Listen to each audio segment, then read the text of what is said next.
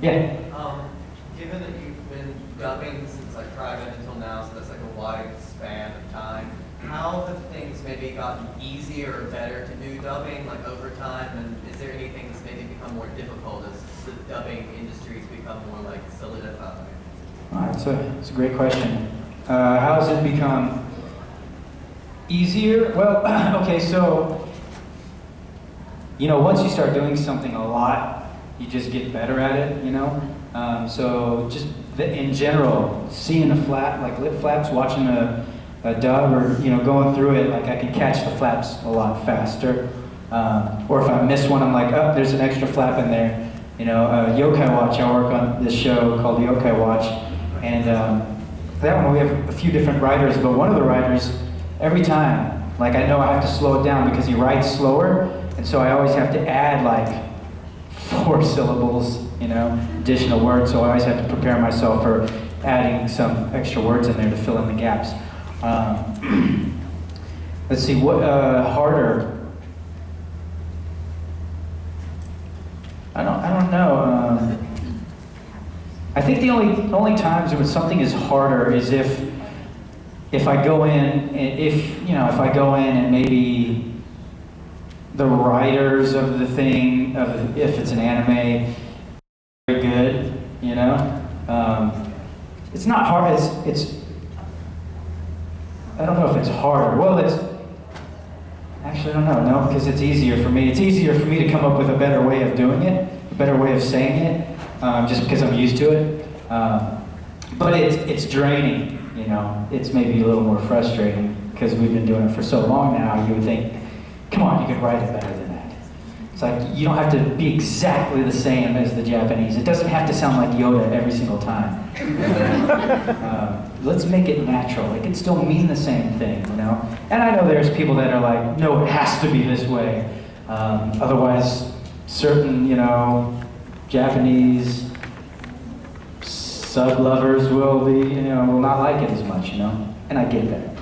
But if you speak English, you just want to hear it normal, Of course, if you watch it sub first, it's going to be hard to watch it dub. But, any other questions? Let's get off the sub-dub thing, yeah. How does your dealing with the band, how does that influence your work doing voice and vice versa? With my band? So I have a band. They didn't know that. I Shine. We have a new album that's actually coming out in April. I think it's going to be available on iTunes and other places March 10th for pre-sale, and then there's going to be get a song or something. But in April there's a new album. But how do I deal with band-related stuff and work?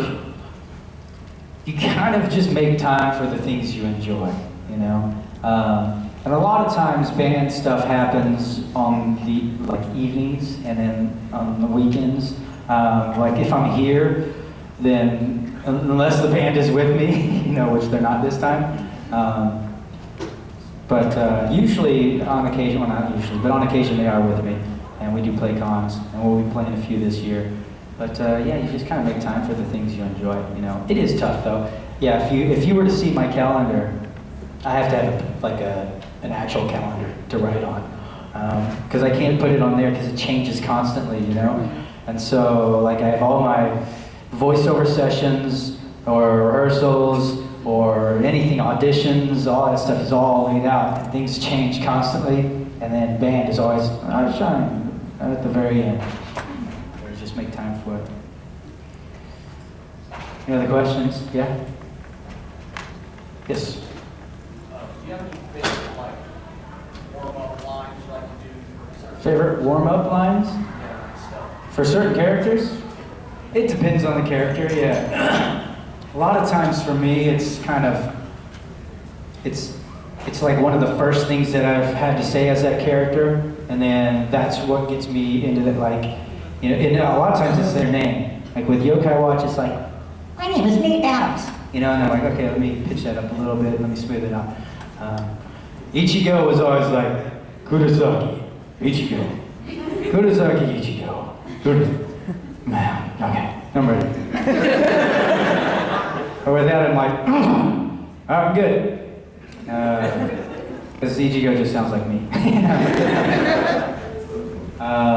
Vash was higher. Vash was more in this range, you know, and kind of dipped a little lower occasionally, but most of the time it's up here.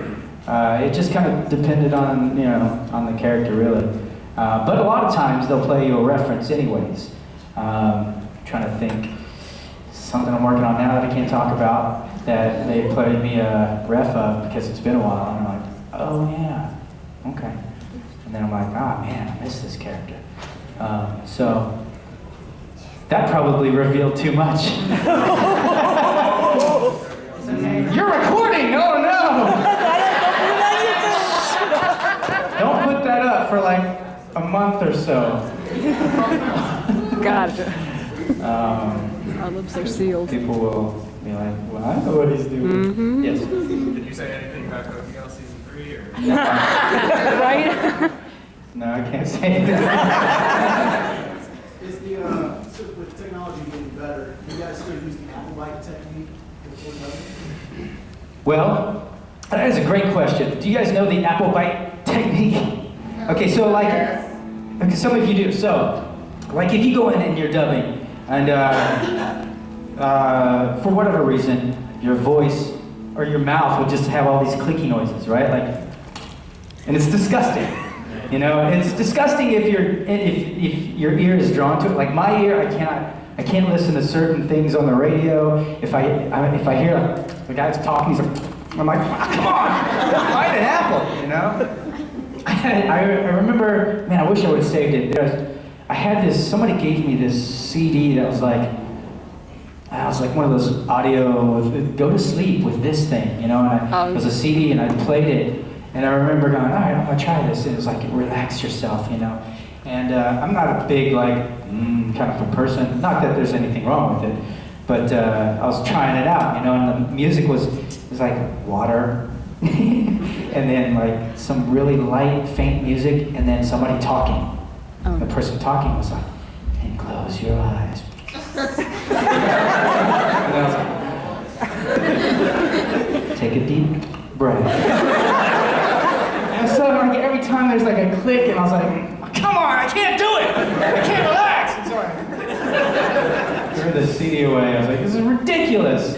But now the question was, okay, so anyway, so the Applewhite technique was you take a bite out of an apple when you're clicky, then it kind of gets away that stuff, you know, removes it, and it helps. Sometimes people do gum, but you can't chew gum really whenever you're talking. Yeah, so there's other ways of doing it, but has technology gotten better, or do we still do the Applewhite technique? Yeah, we still kind of do some places, but a lot of times, yeah, they don't need to, because a lot of engineers now are really good at, because like it's like, if you zoom into it, it's like, that's the click, you know, and they just draw it out.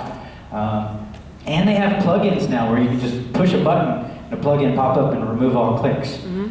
So yeah, and for me, like my ear now, because I'm so trained to hear it, you know, then I'm like, I clicked on that one. They're like, it's good, I got it, you know, or do I need to go back over it? So I don't do the Apple thing that much anymore, because the engineers are usually really good now at just cleaning it up, or they use the plugins. But if I hear a song, like I hear songs on the radio, and I'm like, oh man, what's going on? And sometimes like, there's certain songs that like I can hear like the guy spit in his mouth, like, and I'm like, couldn't they cut that out before he started singing? And he's like,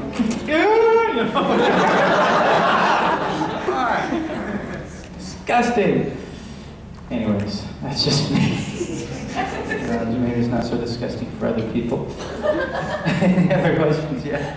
So you gave an example of some bad direction you've been given. Can you give an example of some like really good direction you received from a director that really helped you out? Hey, do this one better, but don't suck. That was really good direction. It made me go, okay, I better do something amazing, because that sucked apparently. That's a good question. I don't know. Let's see. Good direction. I feel like there's a lot of direction. Here's the thing: is like you don't know it's good direction That's good direction, right? So, like you're just doing it. You're just doing your thing, and the director was like, "That's great. Hey, why don't we change the color on this one? Maybe lift this one up a little bit, or lift this on that peak right here at the end, or on this whatever fourth word." And then you just whatever they say, whatever the word terminology that they use, you don't even think about it. You're like, "All right, cool." You just do it and you nail it. And you're like, "Good. That's good direction," because you don't even think about it. You know. Bad direction is anytime you're like, I don't know what purple means, but all right. And there's a lot of directors that use strange terminology, and you kind of have to like learn their language. That's one thing I can tell you though, as if you want to get into voiceover, first off, you have to be able to act. You have to have a decent, clear speaking voice, and you have to be able to take direction, even if you don't like it. You know, even if you're like, no, I'm pretty sure that this was the right way to do it. You know, it's like, all right, I'll do it that way. That's important. It's really hard though, because there's been many times where I'm like, this doesn't feel right, but I'll do it, you know. And then later I'm like, oh, it actually works, it's fine, you know. But there have also been times where I'm like, I think I was right. This sucks, you know. And then later, you know, I find out that director's not working anymore. So then it's like, yeah, okay. Thanks a lot for making me look dumb. Is Cops not playing tonight? Sound check. Oh, sound check. Okay, I'm like, I'm missing it. So, since you started out with Trigun, Yeah. What was it like actually going in to try out for a voice act role, and how did you feel when you were first trying to do it? All right, so basically that's how I got into voiceover. All right, so after Power Rangers, the stunt guys, they're Japanese stunt team, Alpha Stunts, and they wanted to do an action film. And so they cast me as the lead in this action film. It was called Extreme Heist here, Wicked Game other places. You probably can't find it anywhere, but you might be able to see some clips on YouTube. Actually, you might be able to find the whole movie on YouTube.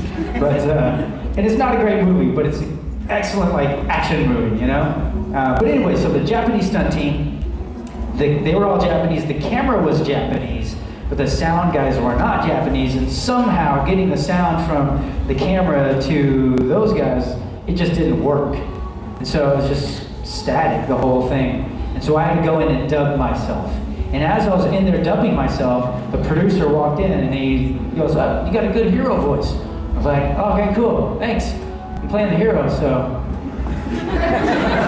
And he's like, no, yeah, he's good. And they're talking, I see them talking. He's like, you know, I want you to come in and maybe audition if you want for this role that I have, that I'm trying to find somebody. I was like, oh, sure. You know? And this was when, it's a long story, I can tell you tomorrow, but like, I was having a hard time finding a job, mostly because I'm half Asian, you know, and now it's a little easier, I mean, kind of, but back then it was like, pick one, Johnny, what are you, white or Asian? You know, if I go into like an Asian role looking for an Asian, and I walk in and there's some dude with like a Chinese hat, like, hey, roll, you know, I'm like, yeah, you know, I ain't gonna get this, because I don't look Asian enough.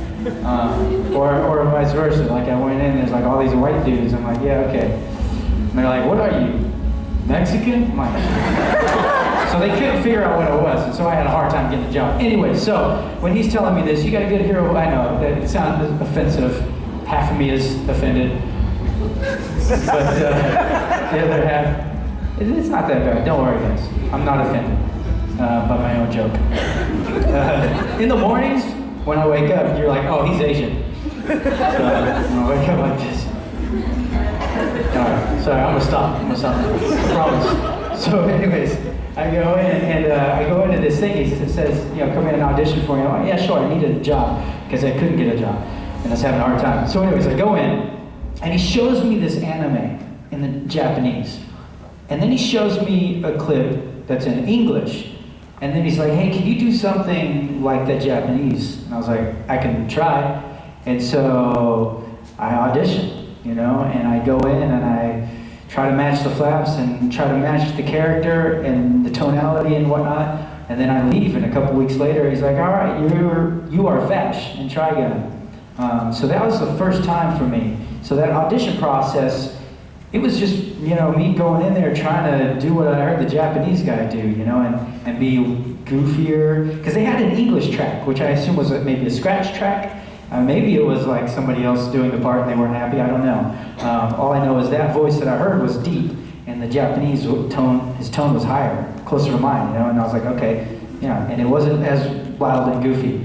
And so I went in and did that, and that's how I got it, so.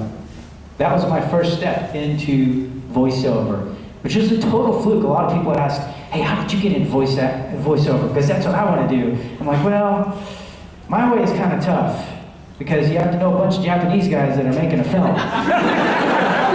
Camera has to be Japanese too. Oh, but the sound guy is not.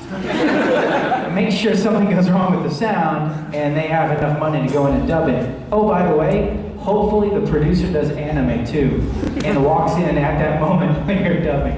So it was a total fluke, you know? Like, if that didn't happen, if this audio was perfect, like, I don't even know if those sound guys are still making sound. Maybe they're just homeless now. I have no idea. I hope not. But they could just be like, no, I'm not doing anything now. And because of their mistake, I don't even know if it was their mistake. I am, you know, I've done plenty of voiceover now. And I'm very grateful for that. I've been very fortunate to be a part of a lot of things. You guys watch a lot of anime? Yeah. Wait, did you shake your head no? Like, no. Who are you? You're a racist. You don't like Asian people. I am Asian. What was that? Oh, gotcha. Yeah. Any other questions? Yes. When you were cast as Lelouch in JoJos, how did you prepare for the role? And what did you think about, like, what experience did you have as Lelouch, just in general? When I was... Okay. You did 10 minutes like this. You got 10 minutes. Okay, thank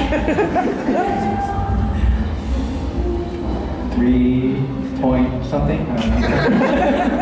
3.3111. All right, so yeah, now 9 minutes, Johnny.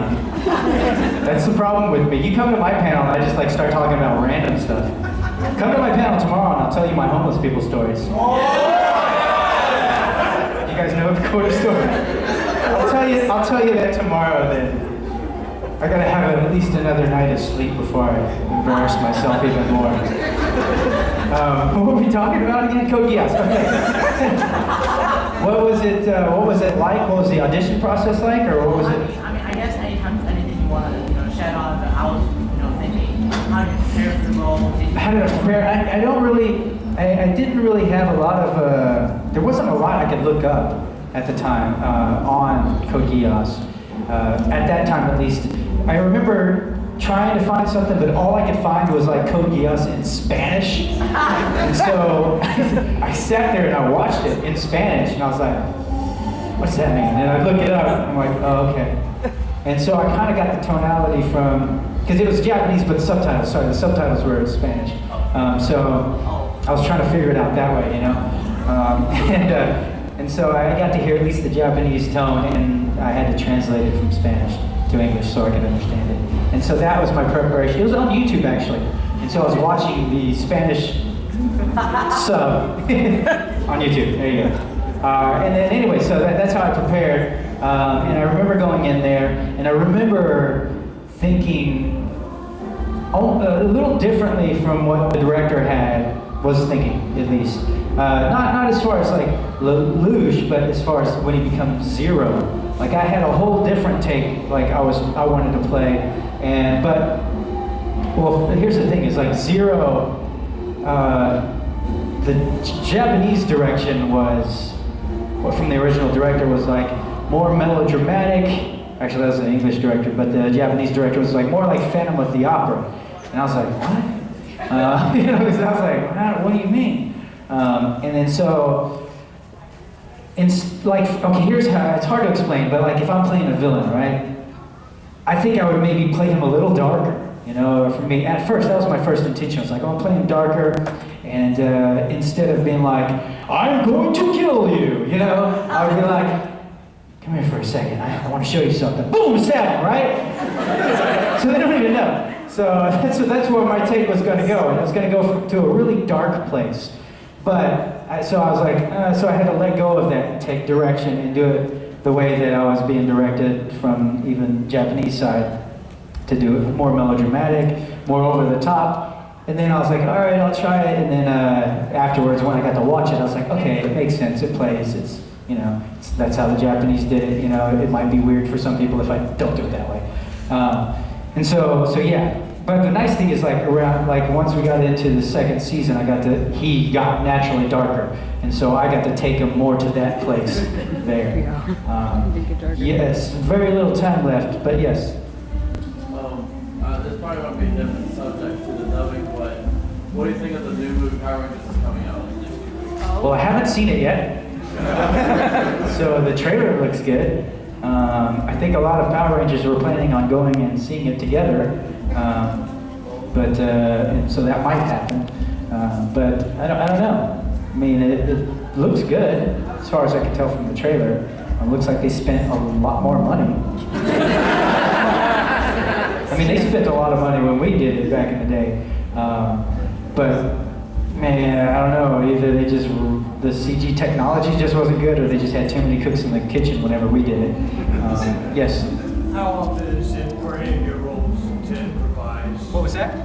Like for any of your roles, do you have to improvise often? Sometimes, but not that often. A lot of times, well, it depends really. If it's original animation, there's some ad-libbing allowed, and that is okay. In anime, there's not a whole lot, because usually the writer is pretty good now, you know, and they've been doing it. They might even be an actor, and so they know how to write for the flaps. Some other ones like Yokai Watch, they just let me, even though it's an anime, they give me free reign. You know, if it's like, oh, it sounds weird, it feels weird, do something that fits, you know. So there's freedom in that.